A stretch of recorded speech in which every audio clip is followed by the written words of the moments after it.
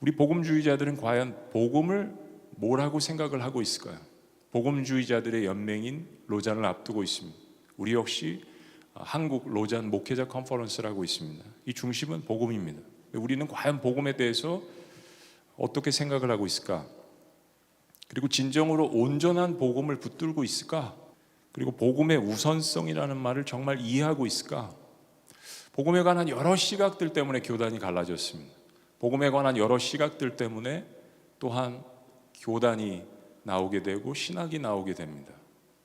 우리는 온전한 복음, 성경에서 이야기하는 온전한 복음을 붙들고 있을까? 그래서 이번에 주제를 복음의 핵심입니다. 오늘은 복음의 우선성, 그리고 복음의 포괄성, 누구도 차별치 아니하시는, 그리고 복음이 거기서 끝나는 것이 아니라 복음의 확장성, 이제 교단 밖의 울타리를 넘어서서 이 세상 한복판에 나아가는 그 복음의 확장성이 여러 모습으로 전개되는 것을 저희들이 나누게 될 것입니다.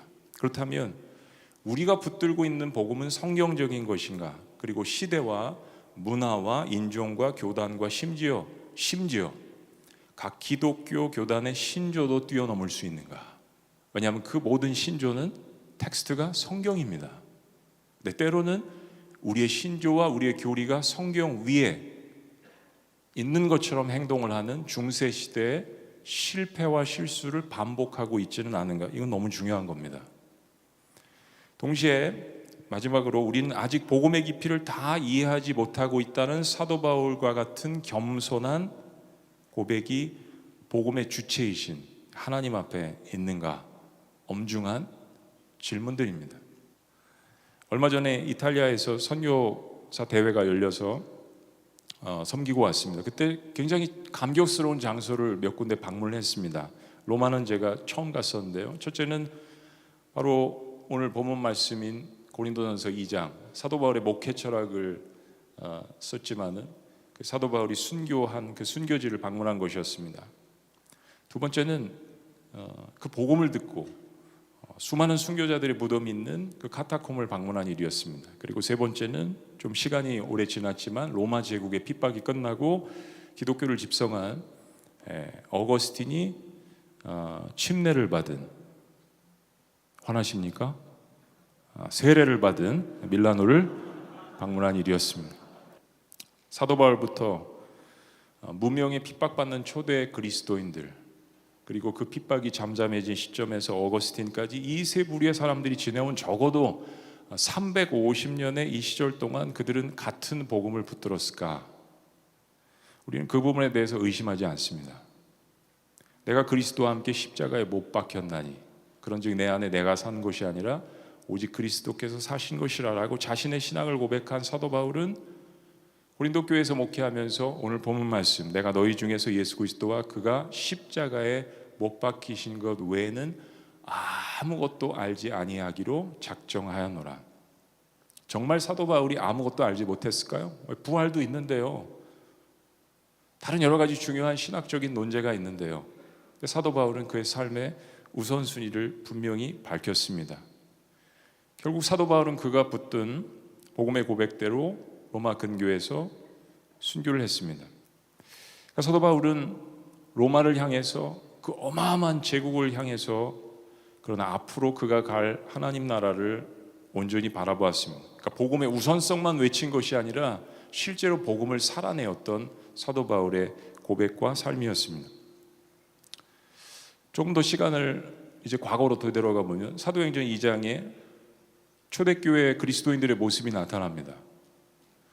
십자가 부활의 복음을 받아들인 초대교회 그리스도인들이 어떻게 복음의 변화된 모습을 살아나가는지 정말 사도행전 2장 42절부터 47절 말씀, 우리 모든 목회자들이 꿈을 꾸는, 우리의 목회 현실에서 정말 단 한 번이라도 보고 싶은 그 놀라운 부흥의 역사, 이건 그야말로 존 스타트의 마지막 역작인 The Radical Disciple, 급진적 제자도 혹은 Discipleship, 제자도에 관한 그러한 놀라운 초대교인들의 변화의 모습이었습니다. 이렇게 복음을 듣고 전하고 그대로 순종하고 살아가는 이 모습들은 유대인들 그리고 로마 제국이 가하는 무서운 그 핍박을 능가하는 그러한 놀라운 모습들이었습니다.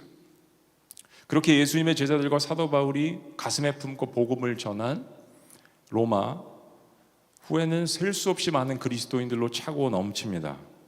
로마 제국의 핍박을 피해서 신앙을 지켰던 초대 그리스도인들의 발자취가 있는 카타콤, 땅 9m를 파고 들어가서 때로는 5,000명, 때로는 10,000명이 머물 수 있는 이 엄청난 굴, 그들은 그곳에서도 말씀을 붙들고 예배를 드렸습니다. 그 묘지의 수를 헤아릴 수 없을 만큼 많습니다.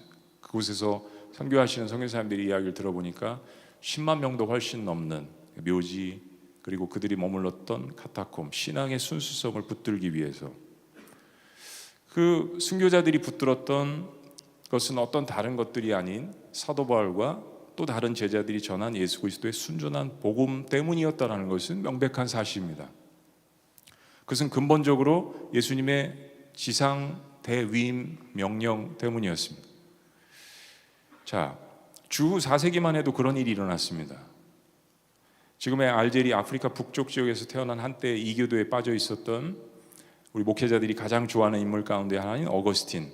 이 어거스틴은 한 사람의 설교를 듣고 기독교로 회심하게 됩니다. 바로 밀라노의 유명한 대주교인 암브로시우스, 영어로 암브로스.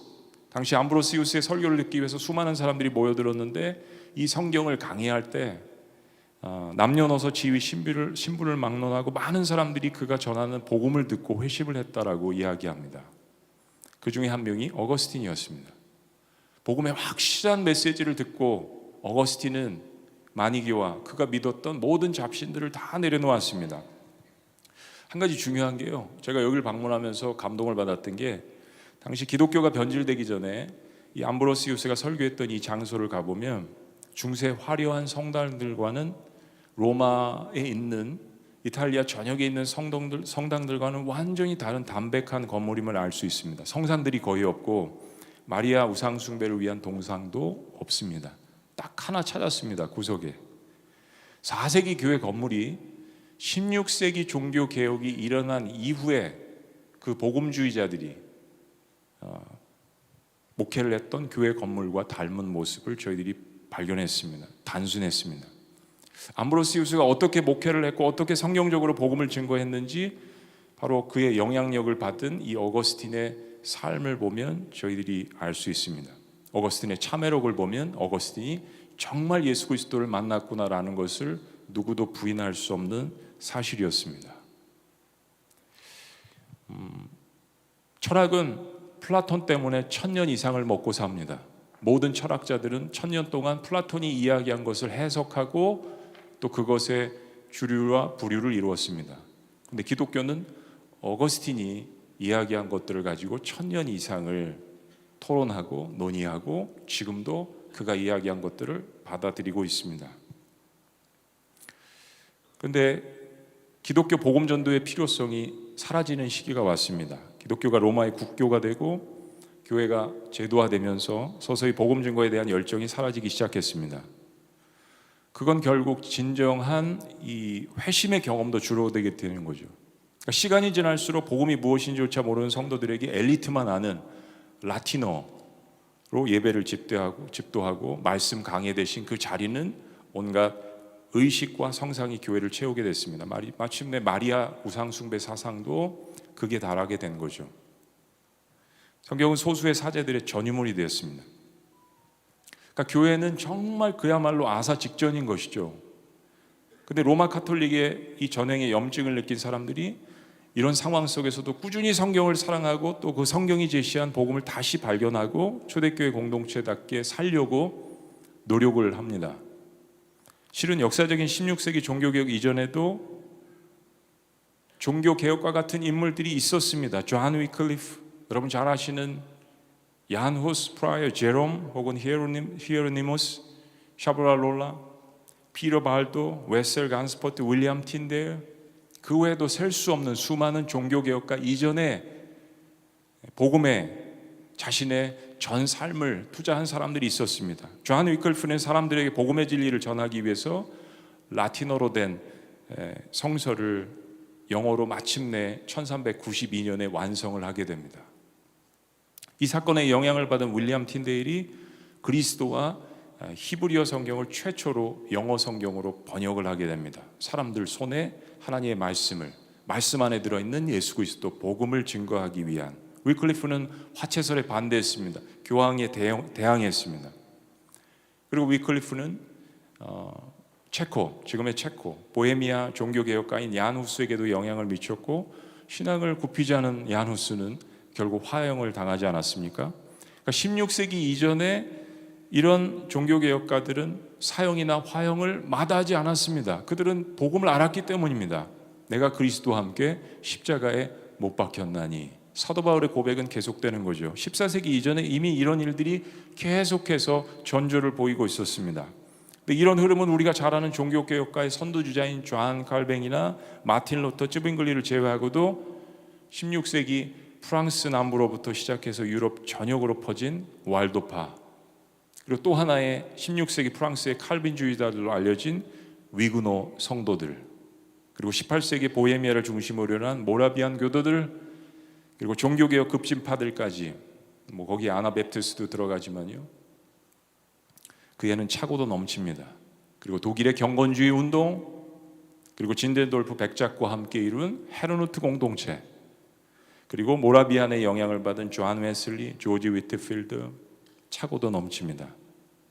사랑하는 여러분, 그럼에도 불구하고 종교개혁 이후에 종교개혁가들은 로마 캐톨릭부터 신앙과 성경을 지킬 뿐만이 아니라 17세기에 일어난 계몽주의라는 엄청난 세속의 거물과도 싸워야 했습니다.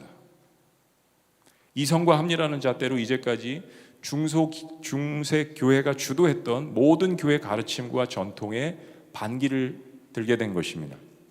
실은 계몽주의가 자유를 외쳤는데, 여러분, 이 자유가 무엇으로부터의 자유를 외쳤을까요? 이게 의도가 성경으로부터의 자유가 아니라 실은 타락한 교황청으로부터의 자유라는 말이 맞습니다. 왜냐하면 당시 사람들은 성경을 제대로 몰랐습니다. 성경에서 이야기하는 하나님, 예수님께서 세우신 교회, 신앙생활의 의미도 제대로 몰랐습니다.